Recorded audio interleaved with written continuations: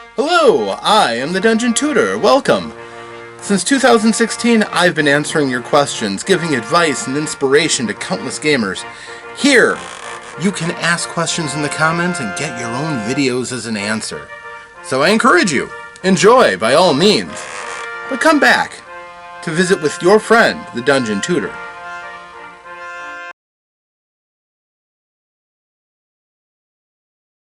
Hello friends, I am the Dungeon Tutor. Welcome! Today is day 16 of RPGaDay 2025, which means we have the topic, overcome. Now, that is a powerful word. It's been used by a lot of people over the years for a variety of things, some of them as, big and deep and dire as it sounds like. To overcome something means to take on a challenge and surpass it. And it doesn't necessarily have to be a huge and monumental task, but it generally is implied that it's something massive.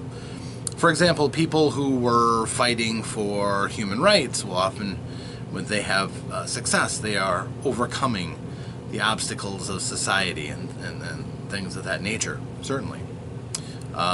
But in terms of role-playing games, there's all kinds of challenges to overcome. I mean, there's, at the very least, usually in the framework of most games, there's some sort of a climax. Something that your players have to do to say that they've succeeded. Maybe a foe that needs to be felled. Maybe it's a circumstance that needs to be altered. Usually something fairly, portentous. And that is part of the challenge of being heroes, the challenge of living up to your expectations for an adventure game. It implies that there is something that you and your characters must overcome.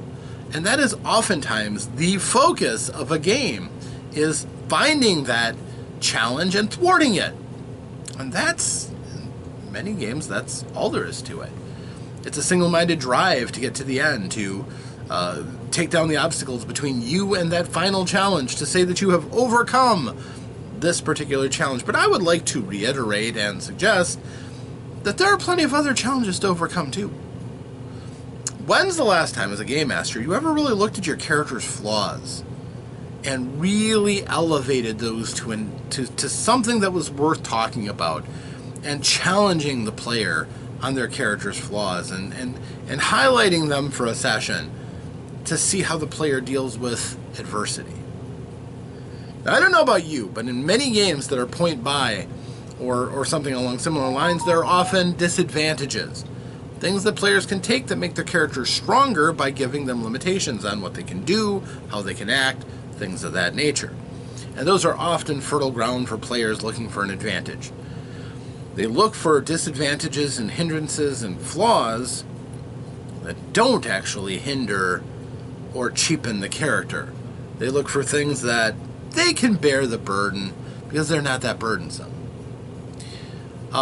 In terms of something like D&D's background system and the flaws that are inherent with the different disadvantages or the characters themselves, they're oftentimes pretty difficult to put into an adventure session.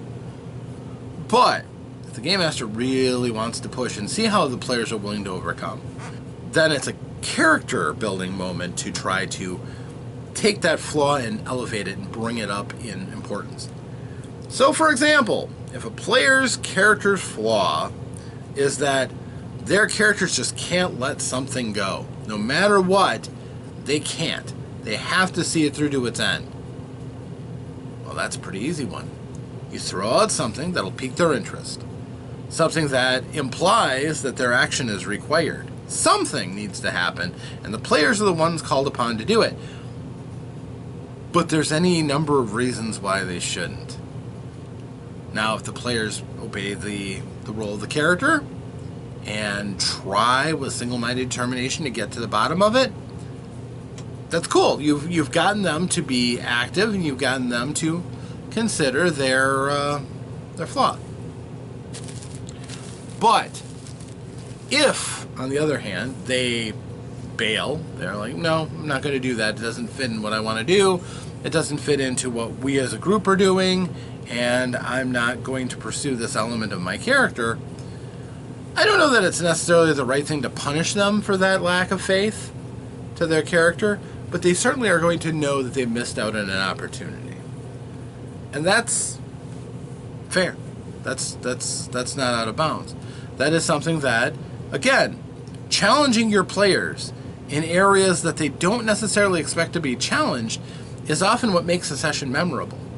If a person is playing out a character that is absolutely, for example, very pleasure-oriented, maybe even promiscuous, and you put them in a situation where they absolutely should not be, and then say, does your character obey their desires, or do you listen to common sense? Those can be interesting circumstances. And sometimes your players will rise to those. They'll actually say, if that was my character, I could totally see me doing that. There you go. You have given them an opportunity to role play, which isn't bad, and maybe they can tie it into their character actually improving and growing and maybe overcoming that particular flaw. If that's the case, by all means, give them another flaw. Do something. But yes, you should let your players test themselves and give them opportunities for their flaws to come to the fore so that the game comes to life for them, really. And you can let them think about what different things mean to their characters, which is important and implicit in character development. So that's my thoughts on that particular element, letting your players overcome. Sometimes the inner struggles are the biggest ones.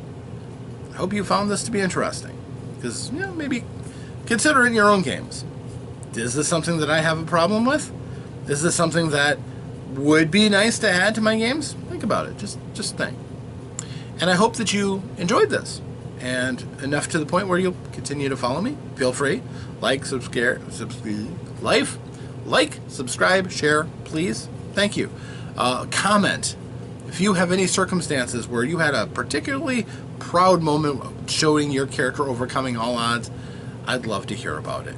And maybe if you talk about elements that your insights touch upon, that might inspire another video too. So there's always that.